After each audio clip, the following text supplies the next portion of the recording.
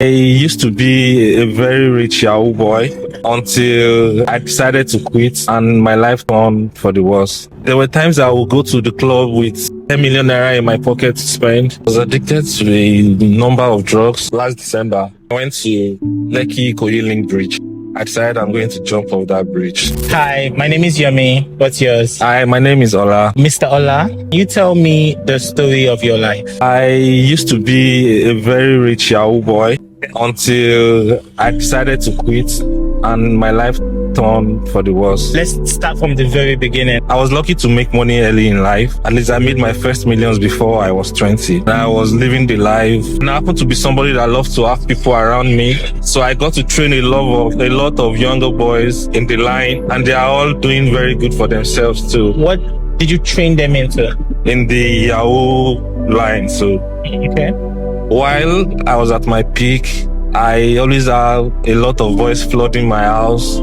At every point in time, you can count at least 14 cars in my compound belonging to boys, my friends, and some of my trainees. I always have people around me. I was enjoying the life. Everything was going smoothly. But then it got to a point that I wasn't feeling comfortable. There was this feeling that I couldn't explain. I wasn't just feeling it anymore. Then while I was growing up, when I had the money, I've always had the plan not to work for anybody. So I wasn't even concentrating in school that much. But when it got to that point, I was no longer feeling it. I was still okay a bit, but I wasn't that much into the business again. So I decided to go back to school. Before we go into the school part, at your peak, the highest amount of money you made at your peak? There were times I would go to the club with like 10 million naira in my pocket to spend in the night.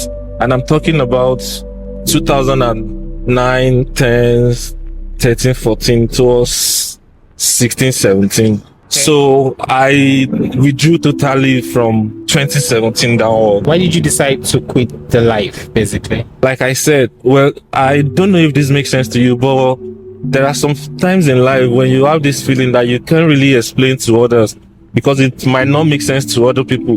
There was just this feeling of, I wasn't no longer feeling comfortable. I couldn't explain it. And even though there was this money, even though not as much as I used to have, but I was still okay to an extent. But I was no longer feeling comfortable. That was when I realized that truly there is more to life and happiness than money. So take me through how life has been since your decision to quit Yahoo. It has been a very, very journey, I must say.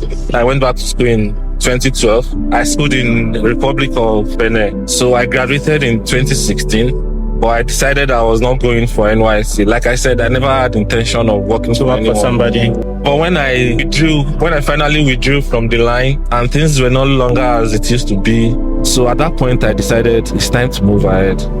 So that was when I decided to go for NYSC. I served somewhere in the north and I was able to rent a room self-contained for my service year.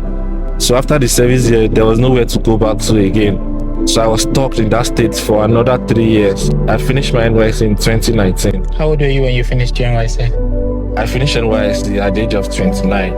It was so bad that I had a girlfriend while I was serving. Things got so bad that she was the one that was now feeding me. So at that point, I would just lay on my bed and cry all night. I kept telling God, this is not the kind of life I wanted for myself. At that point, I regretting why I stopped. But then I decided I'm going back. I made that decision, I made it. So that was when drug became my console. I started doing drugs just to console myself, just to get myself off my problems, just to forget my troubles. How deep did you go into the whole of drug addiction? I was addicted to a number of drugs. I don't know if I can mention some. Okay.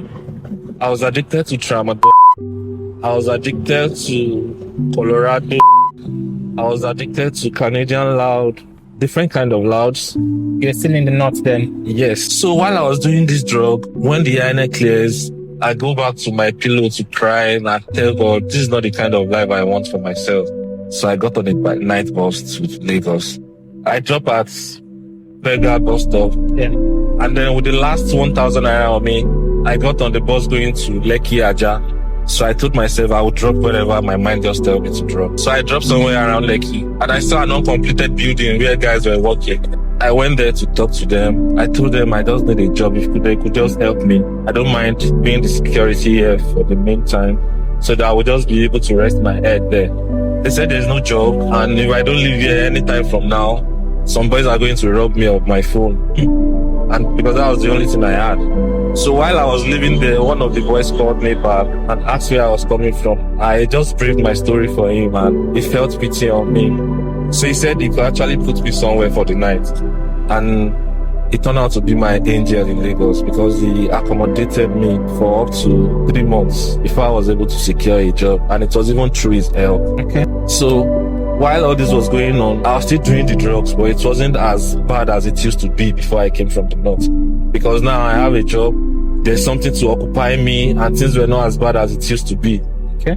So while working, I was able to leave most of these drugs until I lost my job again last February. That's 2025. Yes, Okay. February 1st of 2025. While I was searching for jobs again, I found out my partner, because now after I moved to Lagos, I have a partner, a serious relationship. So she got pregnant, and I'm not the one to kill an innocent child. So I decided we're going to keep the baby. I wrote a lot of applications, submitted CVs here and there, called different people, sent different DMs. Nothing was forthcoming. So all of these were the things that made me go back to drugs. As I'm speaking to you now, our baby will be due any moment from now. Wow. She's 39 weeks gone already, and there's still no job. So while I was thinking of how to take care of my family and my unborn kid, I started getting suicidal.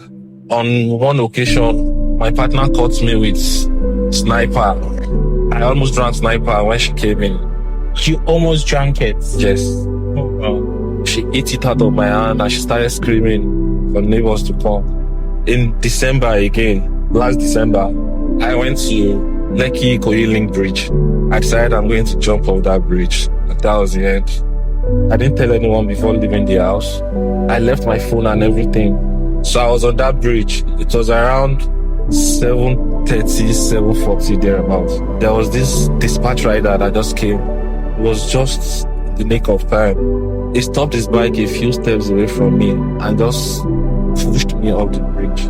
After the suicidal attempt, how were you able to go back home and face your wife? Because I'm in the past. So when she discovered that I was gone for a few minutes and my phone is in the house, she knew something was wrong. So she started calling some people to ask about my whereabouts. Nobody seems to know where I was.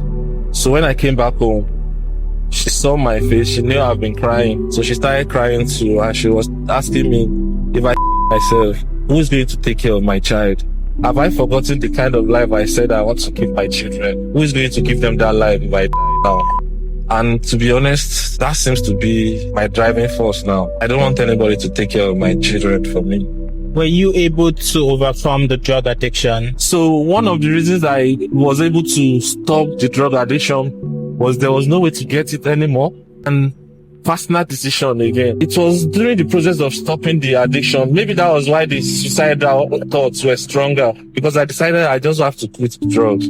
That was that time that I started feeling suicidal. When was the last time you used? The last time I did drugs was early October 2025. Yes. So finally, what do you need now to get your life back on track? Right now, if I could get any job, like I said, any job. You see, I'm not giving options now. That is one of the things. And number two, if I could get anyone to give me a car, maybe on rentage, weekly delivery, or even hire purchase, so I could start with boat riding, that would go a very long way in helping me get my feet back on the ground. Because personally, I don't want to go back to where I was coming from. I just want to do something legal. I want to make a living legally by myself.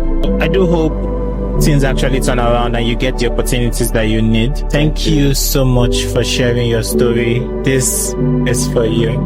Thank you so much. Thank you.